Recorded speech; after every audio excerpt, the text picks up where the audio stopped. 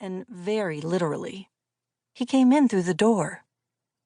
Maybe he was delayed because he had put it off for a long time, even past the last possible moment. Selma had dreamed of an okapi 3 times in her life, and each time someone had then died. That's why we were convinced her dreams of an okapi were directly connected to death. That's how the mind works. It can draw connections between completely unrelated things in an instant. Coffee pots and shoelaces, for example, or deposit bottles and fir trees. The optician had a mind especially adept in this. You could name 2 things that had absolutely nothing to do with each other, and right off the bat he would explain how they were closely related.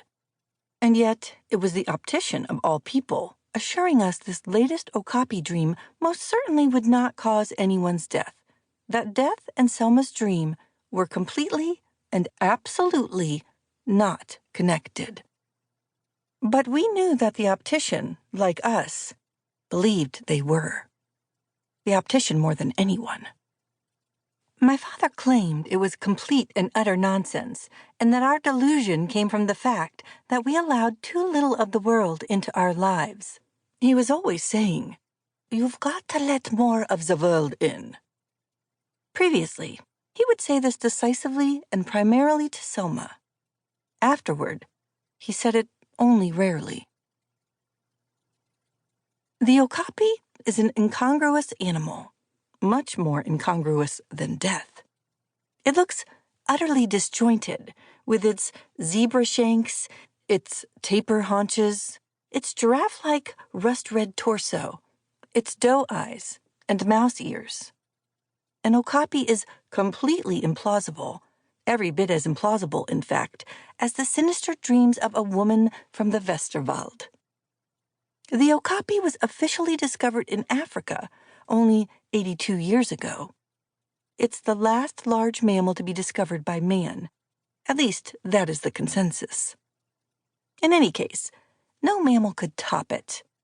No doubt someone unofficially discovered the okapi much earlier, but at the sight of it may have thought he was dreaming or had lost his mind, because an okapi, especially a sudden and unexpected one, looks completely invented. An okapi does not look remotely sinister. It couldn't possibly, even if it tried very hard to, which, as far as anyone knows, it rarely does.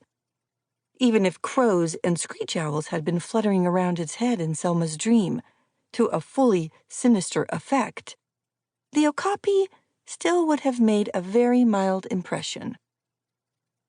In Selma's dream, the okapi stood in a meadow near the edge of the forest, in a group of fields and meadows that together are called the Olhek, the owl forest. People from the Westerwald often called things by a different or shorter name because they like to get any talking over with quickly. The okapi in the dream looked exactly as okapis do in real life, and Selma, too, looked exactly as she did in real life, namely, like Rudy Carell. Surprisingly, we had never noticed Selma's perfect resemblance to the Dutch television host Rudy Carell. It took someone from outside to come and point it out to us years later. But then the resemblance hit us with full force. Selma's long, slender body, her posture, her eyes, her nose, her mouth and hair, from head to toe. Selma resembled Rudy Carell so perfectly that from then on, in our eyes, he was nothing more than a poor copy of Selma. In the dream, Selma and the okapi stood in the Olhek without moving. The okapi turned its head to the right, toward the forest. Selma stood a few steps away. As in each of these dreams, she was wearing the very same nightgown she was sleeping in.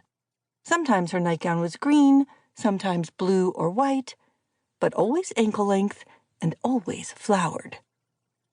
Her head lowered.